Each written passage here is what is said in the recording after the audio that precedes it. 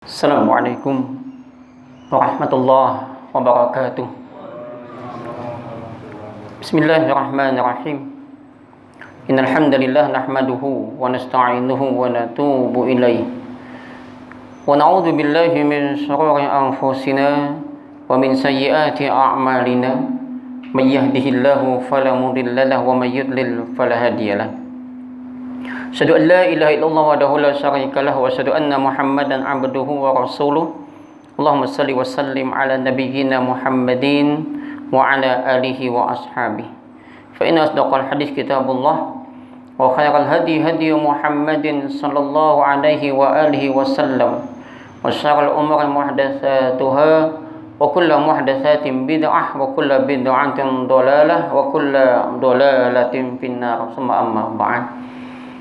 Bapak saudara sekalian yang tentunya semoga senantiasa dirahmati oleh Allah Subhanahu wa taala. Alhamdulillah, oleh Allah Subhanahu wa taala kembali kita dikumpulkan di salah satu taman-taman surga Allah di dunia ini, yaitu majelis ilmu. Majelis yang Nabi kita Muhammad sallallahu alaihi wasallam menyebutkan tidaklah berkumpul satu kaum, majtama'a qaumun, tidaklah berkumpul satu kaum fi baitin min buyutillah, di salah satu rumahnya Allah, yatluna kitab Allah, kemudian sama-sama baca kitab Allah, wa yatadarasunahu bainahum, dan mempelajari sama-sama, illa nazalat alaihimus sakinah, kecuali akan mendapatkan ketenangan, kedamaian, ketentraman. Wa ghasyiyatuhumur rahmah, akan diliputin rahmat. Wa khaffathumul malaikah, dan akan dikelilingin oleh malaikat.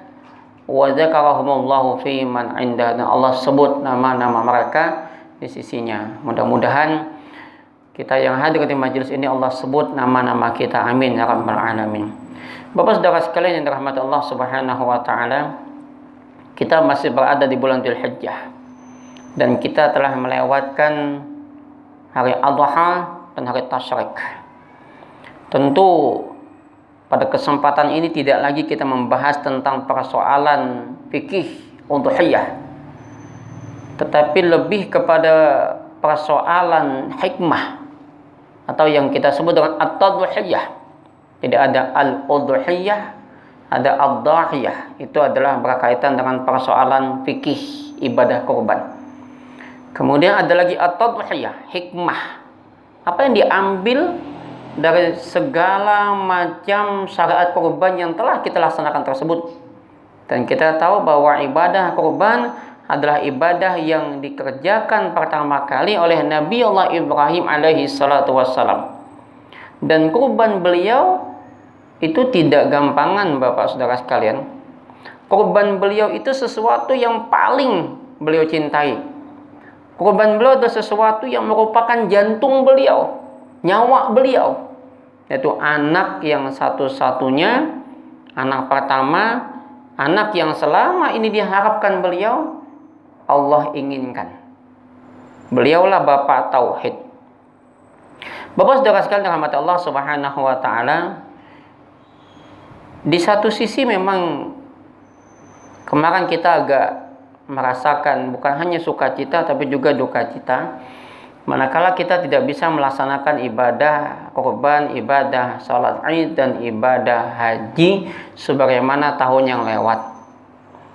Ini di tahun ini, bahwa di bulan Dzulhijjah itu biasanya ketika bicara hari Adha dan hari Tasyrik itu dikaitkan dengan 3 macam ibadah.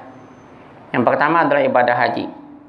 Haji di tahun ini ditunda. Dan tentu ini merupakan satu ujian yang paling berat. Ujian. Namun ketika kita ingat kembali bagaimana ujiannya Nabi Ibrahim, kita akan kembali merasakan tentunya kesabaran. Ini latihan kesabaran. Wasbiru innallaha ma'as sabirin, bersabarlah kalian, kata Allah, niscaya Allah bersama orang sabar. Udah lama menabung sekian lama sampai saatnya mau berangkat batal. Ini tentu akan membuat hati kita akan sedih, sakit, ya.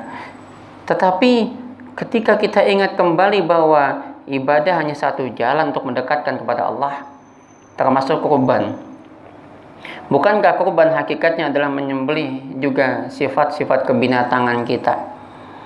Sifat-sifat kebinatangan yang kadang-kadang menjadi satu momok di tengah-tengah warga, di tengah-tengah masyarakat kita, yang tentunya ini juga menjadi satu hikmah tersendiri bahwa kurban bukan hanya menyembelih binatang, tetapi menjadi sifat-sifat itu.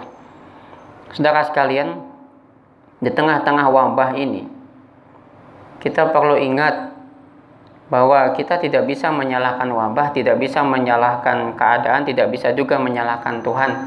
Tentu ada hikmah. Manakala sholat kemudian harusnya rapat, kemudian direnggangkan. Manakala haji yang harusnya berangkat kemudian ditunda. Manakala kurban pun kemudian dibatasin. Bahwa sesungguhnya semua itu mungkin ada hikmah. Atau boleh jadi kita harus introspeksi. Karena siapa tahu sebelum wabah ini datang sudah ada wabah yang lain duluan. Kenapa sampai Allah renggangkan sop kita? Padahal 14 abad yang lewat Nabi ingatkan, istau, luruskan sop. Wala takhtalifu, jangan kalian renggangkan, kata Nabi. Fatahtalifa qulubukum, niscaya Allah renggangkan hati kalian. Boleh jadi kemarin-kemarin sop kita rapat, tapi hati kita penuh dengan kebencian, kedengkian. Bisa jadi sebelum wabah ini datang sudah ada wabah duluan, wabah kebencian, kedengkian, kesombongan, keangkuhan. Dulu ketika masjid-masjid dibuka dengan bebasnya, ketika azan berkumandang kita nggak mau datang. Kita nggak mau datang ke masjid. Kita lebih peduli dengan panggilan pimpinan kita daripada panggilan Allah. Nah, mungkin ini harus kita jadikan introspeksi. Boleh jadi kemarin kepala kita tundukkan, sujudkan di tanah Allah ini, tapi lepas dari masjid ternyata kepala yang sama kita dongakkan di hadapan hamba-hamba Allah, sombong. Jadi sudah ada wabah kesombongan, keangkuhan, kezaliman, dosa, maksiat. Sehingga kemudian Allah tutup masjidnya, Allah renggangkan sop-sop kita. Nah, ini kita jadikan sebuah pelajaran. Nah, Bapak saudara sekalian yang dirahmati dan diberkahi oleh Allah Subhanahu wa taala. Mari kita perhatikan ketika bicara tentang kurban atau at-tadhiyah, hikmah-hikmah kurban, tentu akan terkait dengan Quran surah As-Saffat. Surah As-Saffat yang berbicara tentang Nabi Allah Ibrahim. Bapak saudara sekalian yang dirahmati Allah Subhanahu wa taala, surah As-Saffat adalah surah yang ayat yang ke-99 menceritakan di sana bagaimana Nabi Allah Ibrahim alaihi salatu wassalam menyebutkan waqala inni jahibun ila rabbi sayahdin. Dan beliau mengatakan, sungguh aku akan pergi kepada Tuhanku, niscaya Allah akan memberikan aku jalan petunjuk. Beliau adalah seorang nabi yang menyampaikan tauhid, sehingga perjalanan ibadah haji dan ibadah kurban sebetulnya adalah napak tilas perjalanan tauhidnya Nabi Allah Ibrahim. Ketika beliau menyampaikan tauhid, ternyata beliau ditentang bukan cuma oleh kaumnya, bukan cuma oleh Raja Namrud, bahkan mau dibunuh, tetapi juga oleh bapaknya. Bapaknya bernama Ajar, seorang agamawan, ahli agama. Jadi bapaknya Nabi Ibrahim itu adalah ahlinya. Tempat Raja Namrud itu untuk berdiskusi, konsultasi tentang agama itu adalah bapaknya Ibrahim, namanya Ajar, ahlinya. Kalau zaman sekarang itu istilahnya itu menteri agamanya, itu bapaknya. Yang buat patung itu juga bapaknya Nabi Ibrahim. Nah, kemudian Ibrahim menyampaikan dakwah tauhid, hanya menyembah kepada Allah, bukan kepada berhala, bukan kepada patung. Sehingga kemudian beliau diusir oleh kaumnya. Maka beliau mengatakan, inni zahibu ila rabbi sayahdin. Sesungguhnya aku hanya akan pergi kepada Tuhanku saja, niscaya Allah akan kasih aku petunjuk. Artinya gini Bapak Saudara sekalian, hikmahnya adalah bahwa apapun yang kita sampaikan ketika berbicara tentang tauhid, siap-siap. Siap-siap apa? Akan mendapatkan reaksi yang sangat banyak. Kalau yang disampaikan itu persoalan akhlak, persoalan ibadah, nggak masalah, Pak. Ya. Kalau yang disampaikan akhlak, sepakat semua. Kalau disampaikan ibadah, nggak masalah. Tapi kalau yang kita sampaikan tauhid hanya menyembah kepada Allah, jangan melalui perantara-perantara, akan banyak reaksi. Ini resiko kalau menyampaikan tauhid. Dan semua nabi menyampaikan tauhid. Maka siap-siap ketika kita menyampaikan tauhid, akan banyak dimusuhin. Jangankan kita, Nabi kita Muhammad sallallahu alaihi wasallam, beliau sejak kecil sampai usia 40 tahun ketika turun wahyu, itu beliau dianggap sebagai Al-Amin, Shadiqul Amin, orang yang dapat dipercayai, orang yang sungguh sangat amanah. Itu beliau. Jadi ketika disebut Al-Amin, pasti dituju adalah Muhammad. Misalkan gini, ada ketemu siapa, datang di mana, beli sama siapa, beli sama Al-Amin, oh pasti Muhammad. Ini sangat terkenal sekali. Tapi manakala beliau menyampaikan tentang tauhid, tiba-tiba kalimat atau julukan Al-Amin itu berubah menjadi penyihir, majnun, disebut gila, disebut penyihir macam-macam. Tadinya beliau dikatakan Al-Amin, tapi manakala menyampaikan tauhid, tiba-tiba berubah sebutan itu. Nah, maka itulah Nabi Ibrahim juga, beliau ketika menyampaikan tauhid dimusuhin, bahkan oleh bapaknya, dan diusir dari negerinya. Dan kemudian beliau meninggalkan negerinya bersama dengan keponakan atau sepupunya, yaitu Lut, yang usianya masih 7 tahun. Jadi Lut, Ibrahim itu sepupu kalau tidak khilaf dengan Nabi Lut. Kemudian juga bersama istri beliau, Sarah, ya. Nah, kemudian beliau dalam sebuah perjalanan, singkatnya saya pernah cerita bagaimana perjalanan beliau dengan Sarah, kemudian tidak mendapatkan anak, ya. Lalu sampai ke Mesir bertemu dengan Hajar, seorang istri yang nanti jadikan istri yang kedua oleh beliau. Sekian lama beliau berdakwah menyampaikan tauhid, maka beliau berdoa. Beliau belum mendapatkan anak. Beliau berdoa, Rabbi habli minas sholihin. Wahai Tuhanku, karuniakan kepadaku anak yang soleh. Ini doa beliau. Rabbi habli minas sholihin. Tuhanku, karuniakan kepadaku anak yang soleh. Kesuksesan itu adalah manakala kita punya anak yang soleh. Jadi kita enggak, Bapak dan saudara sekalian, pilih mana anak kaya apa soleh. Ya. Setiap orang tua pasti ingin anakku nanti jadi orang kaya, mudahan beruntung, jadi ini jadi itu. Anak yang diharapkan sebetulnya oleh orang tua nanti di masa depan adalah anak yang soleh. Biar sugih mun kada soleh, tapi biarpun dia biasa tapi dia soleh, itu akan sangat menggembirakan bagi orang tua. Anak yang nanti kita harap adalah anak yang mau menyuapin orang tua manakala orang tua nggak bisa menyuap makanan.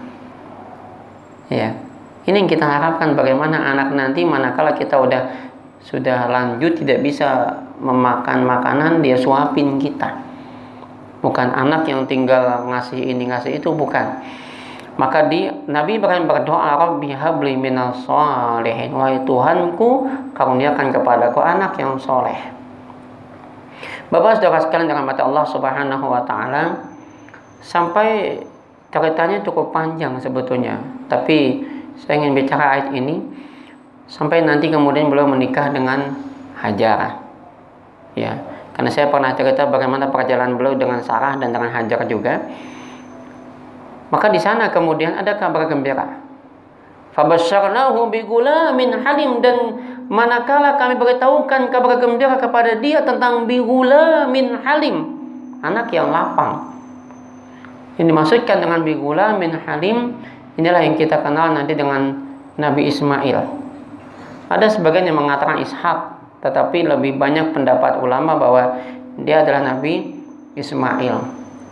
Karena kalau Allah bicara tentang Nabi Ishak, Allah menyebutkan wa basyarnahu bi ishaqa nabiyyam minas salihin, dan kami beritahukan kabar gembira kepadanya dengan Ishak, nabi yang soleh. Atau di ayat lain ketika Allah berbicara tentang Nabi Ishak, manakala malaikat menyampaikan berita gembira tentang lahirnya Nabi Ishak, maka disebutkan inna nubasyyiruka bigulamin alim, sesungguhnya kami beritahukan kabar gembira kepadanya Ibrahim, kepada engkau Ibrahim, tentang anak yang alim, anak yang pintar, anak yang cerdas, anak yang alim, anak yang memahami, yang mengetahui. Nah, ini adalah tentang Ishak. Adapun tentang Ismail, maka Allah menyebutkan fabasyarnahu bigulamin halim, maka kami beritahukan kabar gembira kepada Ibrahim, kepadanya tentang anak yang halim, anak yang lapang. Bapak saudara sekalian dirahmati Allah Subhanahu wa taala, selama kada bisi anak, lama tidak punya anak, tiba-tiba dapat anak, gembira Nabi Ibrahim. Jadi begitu senangnya Nabi Ibrahim dia mendapatkan anak yang lapang, anak yang halim. Ini tidak bisa kita lukiskan bagaimana bahagianya Ibrahim. Tetapi ujian datang. Ujian pertama adalah anak nanti disambut memang oleh istri beliau Sarah yang pertama mengangkatnya, menggendongnya. Namun maklumlah karena memang kondisi keadaan, dan kita husnudzan semua nabi dan para istrinya juga adalah orang yang insya Allah jaga kebersihan hatinya. Hajar kemudian harus pindah ke satu lembah, biwadin ghairi dzi zar'in, ke satu lembah yang tidak ada tanaman, tidak ada tumbuhan, itu Mekah. Sementara Sarah masih di Palestina, dibawa sampai ke sana bawa anak. Ada sebagian mengatakan ada kecemburuan, wallahu alam, tapi ada kadang memang ada benarnya, karena setiap istri pasti ada rasa cemburu di antara satu sama yang lain. Tadinya gembira, Sarah ketika menyambut Ismail itu gembira, tapi biasanya ada omongan-omongan orang sekitar. Sarah tuh lihat Ibrahim tuh udah dapat anak dari Hajar tuh, dia sayang, terus makin sayang sama istrinya. Akhirnya kan dipisah, tapi tetap mereka saling menghormati satu sama lain. Dan tidak pernah Hajar mengeluh. Dalam perjalanan bersama dengan Ibrahim dari Palestina menuju Mekah, tidak tahu tempatnya dituju, Hajar sedikit pun tidak pernah mengeluh. Kalau panggil kita kan mengeluh, main lawasnya lagi kemana kita tulakan. Hajar nggak pernah ngeluh. Coba mun bini kita banyak bertakun, mana abahnya sampai mana kita tulak terus berjalan terus. Dan di sana tidak ada yang dilihat, cuman padang pasir, nggak ada tempat singgah. Yang dibuat cuma roti sama persediaan air. Jika ada wong Solo singgah, kalau ada singgah kan, ini nggak ada wong Solo, nggak ada rumah makan bunda, nggak ada roti Alexa, nggak ada roti apa, nggak ada. Nah, sesampainya di sana, sampai di sana, ini ceritanya kemudian nanti muncul cerita tentang Safa dan Marwah. Bagaimana kemudian Ibrahim meninggalkan Sarah, meninggalkan anaknya Ismail, Cuman berdua di tempat yang tandus itu. Di sana kemudian Sarah juga beberapa kali ngomong, ya Ibrahim, kemana kau tinggalkan kami? Kenapa engkau tinggalkan kami? Dengan siapa kami? Teganya kayak gitu kan. Ibrahim gak menjawab. Sampai pertanyaan yang ketiga, ya Ibrahim, apakah ini adalah perintah Rabbmu? Allahu amaraka bihaja, apakah Allah yang perintahkan engkau tentang ini? Baru Ibrahim menjawab, ditinggalkan. Nah, Bapak Saudara sekalian, cerita ini sebetulnya pernah saya ceritakan dan cukup panjang, bagaimana Ibrahim meninggalkan Hajar. Ada yang sebagian mengatakan selama 4 tahun pertama Ibrahim merindukan ingin berjumpa anak sama istrinya. Bayangin Bapak Saudara sekalian, anak yang ditunggu-tunggu tiba-tiba kemudian lahir, ditinggalkan. Hati ayah mana yang tidak mau ketemu, pengen ketemu. Kemudian Allah izinkan untuk melihat, tetapi dari jauh. Di 4 tahun pertama hanya melihat dari jauh. Kemudian Ibrahim pulang lagi ke Palestina. Kemudian di sana Ibrahim berdoa lagi, pengen ketemu, ingin melihat anak istrinya di sana. Diizinkan lagi di 4 tahun kemudian. Tetapi tidak boleh masuk ke dalam rumah, hanya di luar rumah saja. Bayangin, hanya itu aja. Akhirnya Sarah kemudian, Hajar kemudian bilang, ya Ibrahim, udahlah masuklah, kau nggak kangen kah sama anak, sama istri di sini? Ibrahim nggak jawab.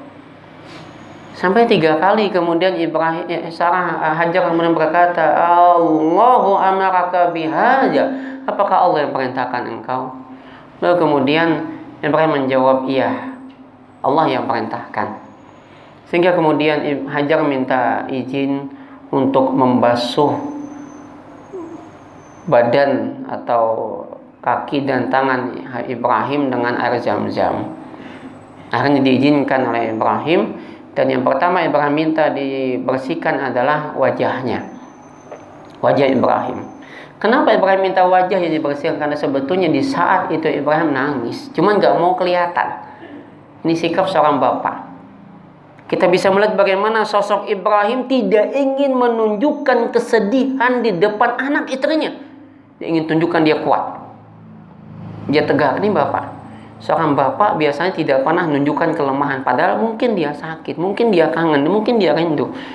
Ini yang kadang-kadang kita secara fisik dekat sama mama, tapi sebetulnya seorang ayah pun juga pengen dekat sama anak, tapi karena begawi, kerja dan lain sebagainya hingga jauh dari anaknya. Nah, pulanglah Ibrahim ke Palestina. Di 4 tahun kemudian Ibrahim diizinkan datang lagi ke Mekah. Dan ketika itulah Bapak dan saudara sekalian dirahmati Allah Subhanahu wa taala, disebutkan falamma balagha ma'u sa'ya, maka ketika sampai bersama dengannya anak itu dalam kondisi sa'yun, dalam kondisi yang dia mampu berusaha. Anak itu udah bisa berusaha 12 tahun. 12 tahun di Arab itu besar juga tuh. Lumayan lah. Tapi lihat, ini adalah kali ketiga Ibrahim melihat anaknya. Dan langsung di sana kumpul. Di saat anak lucu-lucunya, Pak. Coba lihat anak yang usia 11-12 tahun tuh lucu tuh. Kan lagi rame-ramenya. Disuruh nak, nukaran rokok, hakun. Anaknya mau, rajin, cerdas. Ya kan, nah beliin abah misalnya minuman, mau, cepat. Nah pijitin buat si abah, mau. Udah kayak anak wah ini bang. Tulai menyuruh, mama aja menyuruh mau, apalagi abahnya. Nah udah mama, tukarkan bang mama minuman.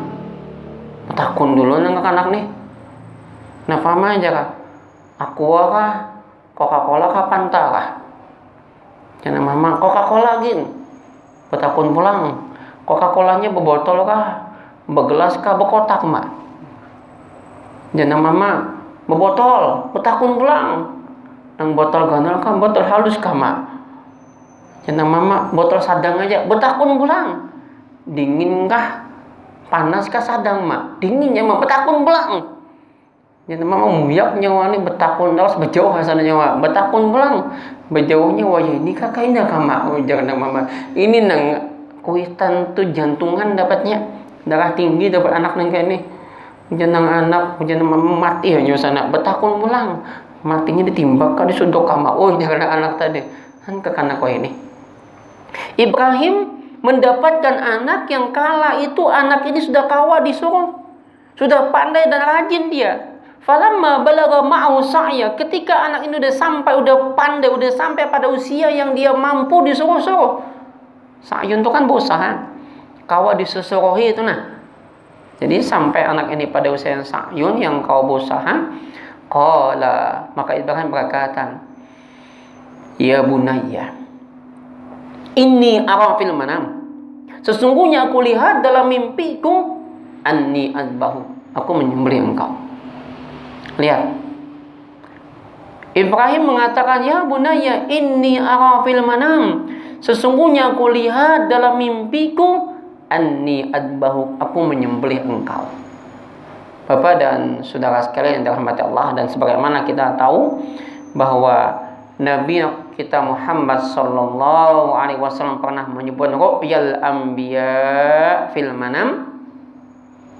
Mimpinya seorang nabi dalam tidur itu adalah wahyu. Dan ini wahyu, perintah.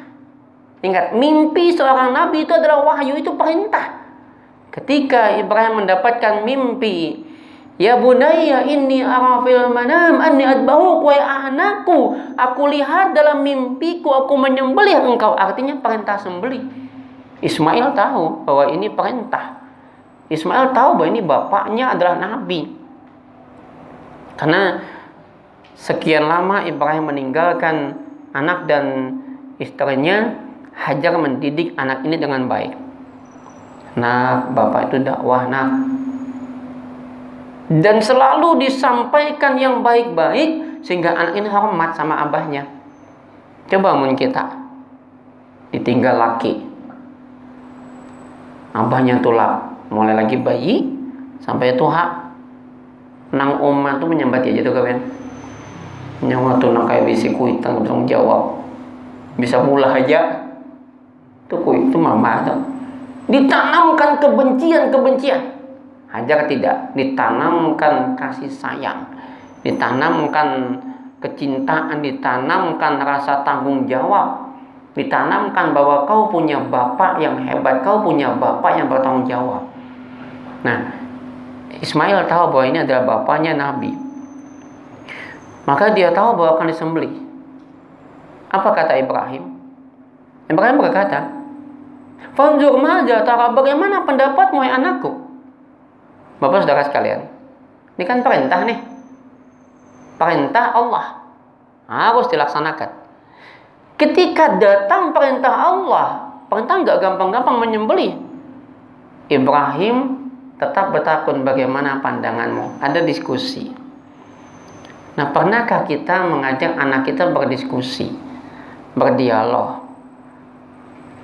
Pernahkah kita memerintahkan, nak, ayo nak sholat? Diceritakan dulu bagaimana tentang persoalan sholat itu, kedekatan dengan Tuhan dan lain sebagainya. Kemudian ditanya bagaimana pandanganmu. Karena tentu baik, pasti anak akan nurutin. Kita kadang-kadang lebih gelisah, lebih takut anak-anak terlambat sekolah daripada terlambat sholat subuh. Coba lihat anak-anak kita kalau lambat sekolah, abut mamanya, abut abahnya. Nak, lakasin nak, bangun, cepati sekolah. Kan terlambatnya mah, mun terlambatnya mah kan abah dikiau, mun abah dikiau supan abah. Pernahkah kita berpada, nak, ayo nak lakasi sholat subuh, bangun nak, nanti kalau lambat sholat subuh abah ditakuni Tuhan kayak apa? Abah menjawab dengan Tuhan. Pernah enggak? Ini lagi ramai nih anak-anak sekolah pakai Zoom, ya kan, pakai Zoom, pakai online. Gurunya asal tugas saja. Kasihan anak-anak ditugasin nang sekolah, nang anak-anak kuitan, kadang kasihan tuh anak TK, SD kan kasihan. Sampai Idul Adha tanggal 10 aja kekanakan dibagi tugas. Ada tuh, masa saya sebut sekolah mana? Kajut kok mamanya kada ingat, guru kada ingat kah bahwa ini liburan. Nyaman aja kadang-kadang mengambil tugas pun mengambil di Google. Anak suka menjawab. Nang pusing mamanya, abahnya nang pusing mamanya, mamanya abahnya. Gurunya mana kirimnya tugas. Nah harusnya seimbang lah kan gitu. Nang kasihan lagi apa yang di kampung-kampung yang kada punya. Lagian kalau Zoom itu 1 jam itu 1 giga, kotak lagi 3 jam 3 giga. Berapa duit habis? Aneh ya. Saya kadang-kadang aneh. Masjid, musola disalahkan bila dibuka, disuruh ranggang. Itu Pak nang di jalan kemudian ya kayak apalah berfoto sama-sama.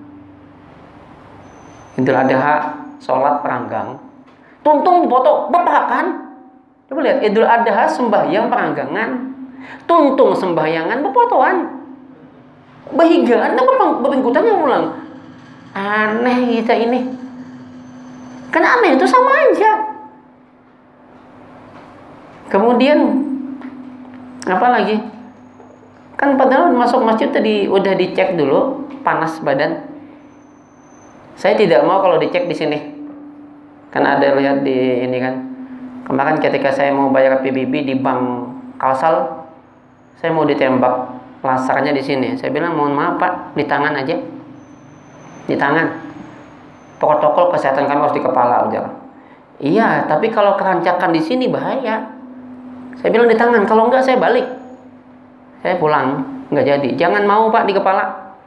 Jangan mau itu sinar laser mencegah COVID supaya jangan ketularan masuk di laser di kepala, di otak kaina yang akan mengalami kelumpuhan. Hakun mana? Mencegah satu penyakit menimbulkan penyakit lain. Jangan di kepala Pak, jangan di kepala, tapi di tangan. Ya. Kalau kada mau di tangan, belikannya. Dia kan jadi kacau nih. Sinar laser itu akan membahayakan otak kita. Maka jangan mau. Nah, Bapak dan Saudara sekalian dirahmati Allah Subhanahu wa taala. Kan lucu banget tuh. Kemudian ini celengan diadakan, bakas tangan nyentuh lagi. Sama kadang-kadang kita pernikahan pakai kaos, pakai sarung tangan. Jadi memang agak susah Pak. Susah banget. Maka itulah kemudian intinya sekarang bagaimananya ya banyak-banyak cuci tangan lah. Ya kan, banyak-banyak jaga kebersihan. Dan kebersihan bukan cuma kebersihan lahir tapi juga kebersihan batin. Sifat-sifat kebinatangan tadi, sifat angkuh, sombong, dengki, kemudian kezaliman dan sebagainya. Nah, Bapak Saudara sekalian yang dirahmati Allah Subhanahu wa taala. Anak ini menjawab, ketika bapaknya mengatakan, "Panjur maja bagaimana pandangan, bagaimana pendapatmu wahai anakku?" Maka anak yang cerdas, anak yang dikatakan bigulamin halim terbukti. Apa kata anak ini? Ya abatif al ma tu'mar satajiduni insyaallah minal sabirin. Wahai bapak, wahai abah, ya abatif al, wahai bapak yang kusayangin, lakukan. Niscaya kau akan dapatkan aku termasuk orang yang sabar. Bapak dan saudara sekalian yang dirahmati oleh Allah Subhanahu wa taala.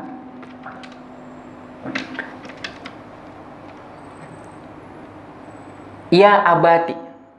Ini panggilan mesra nih.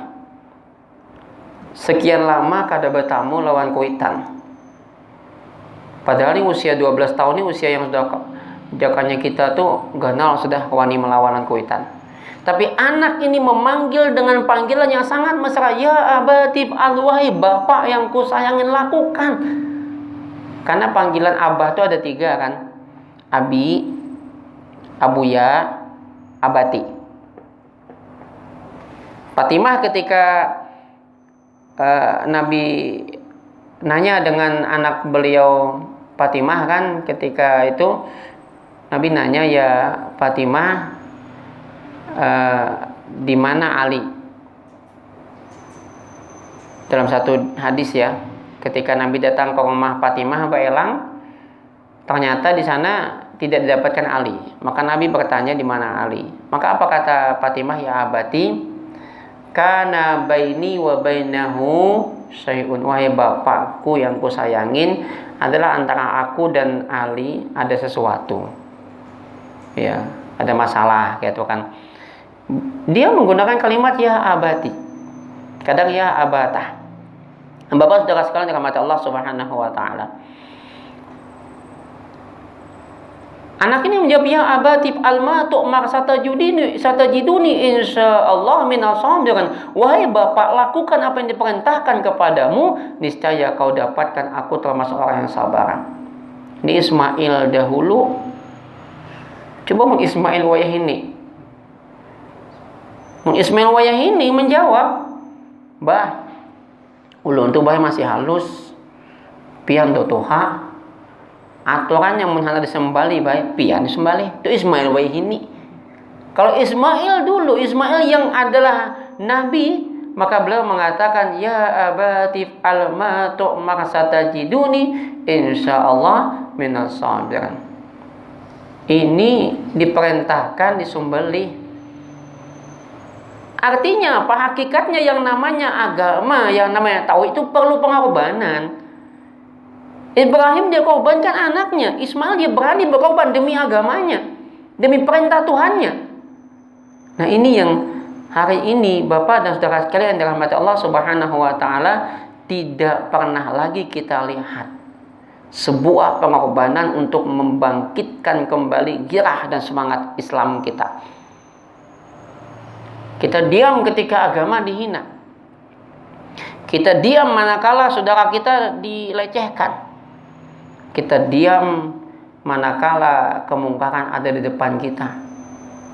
Ini kan semangat ya. Kita harusnya belajar dari semangat Ismail ini, yang dia berani berkorban jiwa. Saya dulu juga pernah cerita bagaimana cerita-cerita perjuangan, perjalanan, pengorbanan untuk menegakkan tauhid, bahwa agama ini tidak serta-merta tiba-tiba naik, tidak. Agama ini dibangun di atas dasar yang kuat, kerelaan, keikhlasan, pengorbanan. Dan Islam ini agama yang akan membuat kita itu mulia. Ini yang pernah dikatakan Umar bin Khattab kepada panglimanya Abu Ubaidah bin Jarrah. Nahnu qaumun a'azzanallahu bil Islam. Kita adalah kaum yang Allah muliakan dengan Islam. Wa ma mabtagayyanal 'izzah, dan barang siapa yang mencari kemuliaan ghairahu di luar daripada Islam, azallanallah, Allah akan hinakan dia. Jadi semangat untuk menegakkan Islam. Itu pula dasar kenapa Umar bin Khattab ganti panglimanya Khalid bin Walid, yang terkenal tidak pernah kalah. Dan kita tahu bahwa Khalid bin Walid adalah panglima yang tidak pernah kalah. Tetapi pada masa Umar bin Khattab menjadi khalifah, menggantikan Abu Bakar As-Siddiq, Umar kemudian mengirim surat kepada Khalid bin Walid bahwa dia diganti oleh Abu Ubaidah. Surat itu sampai kepada Abu Ubaidah tetapi tidak disampaikan kepada Khalid bin Walid. Ini hebat nih Pak. Sampai di tangan Abu Ubaidah tidak disampaikan dulu kepada Khalid bin Walid bahwa diangkat panglima adalah dia. Kenapa? Menjaga perasaan Khalid bin Walid. Sampai Khalid bin Walid kemudian bertanya, wahai Abu Ubaidah, kenapa enggak kau ceritakan bahwa khalifah udah diganti dengan Umar dan aku diganti oleh engkau sebagai panglima? Silakan kau panglima, aku tetap jadi bawahan. Ini hebat. Khalid bin Walid tidak pernah merasa sebagai orang hebat, tidak pernah merasa sombong. Ini yang kita susah. Nah, alasan Umar bin Khattab adalah Kenapa digantikan Khalid ini dengan Abu Ubaidah? Karena ada perasaan dikhawatirkan untuk menjaga ketauhidan, dikhawatirkan kalau orang menganggap bahwa karena Khalid lah kita menang. Jadi menjaga ketauhidan. Kemenangan umat Islam itu adalah manakala kita menjaga tauhid. Itu kemenangan. Khawatir Umar itu khawatir kita menganggap kemenangan karena Khalid akan kalah kita. Khalid juga pernah katakan bahwa kekuatan kita ada pada tauhid. Ingat, dan dia selalu mengatakan, ayo kita hancurkan mayit-mayit itu. Kan hakikatnya orang yang kafir, orang yang tidak beriman kepada Allah dan Rasulnya, mereka adalah mayit. Dan kita hidup. Sehingga dengan semangat dia katakan, ayo kita hancurkan mayit-mayit itu. Kita hidup, dia mayit. Itu kekuatan Khalid bin Walid. Dan dia kemudian terima. Coba menulis ini, biar. Kalau saya panglima, kepala misalnya camat atau lurah jadi staf, atau camat jadi staf, nah staf jadi camat kayak Pak, segila tuh, ya kan, segilaan akhirnya. Nah, inilah kekuatan sejatinya yang dimiliki, yang kita hilang, semangat berkorban. Kemudian Bapak dan saudara sekalian yang dirahmati Allah Subhanahu wa ta'ala, falamma aslama, ketika keduanya sudah pasrah, siap untuk korban, untuk disembelih, watallahu lil jabin, dan sudah ditelungkupkan di atas pelipis, udah pasrah Pak. Ingat, pertolongan Allah itu datang di saat yang tepat, bahwa semua kita itu tidak menyangka akan datang pertolongan Allah. Nabi Musa tidak tahu bahwa dengan dilemparkannya tongkat akan membelah lautan, nggak tahu. Tapi ketika Allah perintahkan melalui Jibril untuk dilemparkan, dia akan menjadi belah, bukan simsalabim membelah, enggak. Begitu pula Nabi Ibrahim tidak tahu bahwa ini juga diperintahkan Allah ganti. Allah akan nolong. Setiap hamba yang bertauhid, Allah akan tolong, dan pertolongan Allah itu datang di saat yang tepat. Maka ketika keduanya sudah pasrah, ingat intinya pasrah total. Fa iza azamta, ketika engkau bertekad, sudah berbulat kita tekad hanya kepada Allah, fatawakal, Allah maka tawakal. Nah, ketika itulah kemudian datang Jibril. Wa nadainahu ya Ibrahim, kemudian kami panggil dia, kata Allah, hai Ibrahim, qad saddaqta ru'ya, sungguh kau telah benarkan mimpi itu, inna kadzalika najzil muhsinin, inna hadza lahuwal balaul mubin, sungguh yang demikian ada balasan bagi orang yang baik, inna hadza lahuwal balaul mubin, sungguh ini adalah ujian yang nyata. Ini semua ujian, ya, hidup juga adalah ujian. Wa fadainahu bidzibhin azim, dan kami tebus, kami ganti dia dengan sembelihan yang besar, yaitu kibas. Barangkali ini yang ulun sampaikan dulu karena Isya sudah sampai. Kita tutup dengan doa kafaratul majlis. Subhanakallahumma wa bihamdika asyhadu an la ilaha illa anta astaghfiruka wa atubu ilaik. Mohon maaf. Hasbunallahu wa ni'mal wakil. Assalamualaikum warahmatullahi wabarakatuh.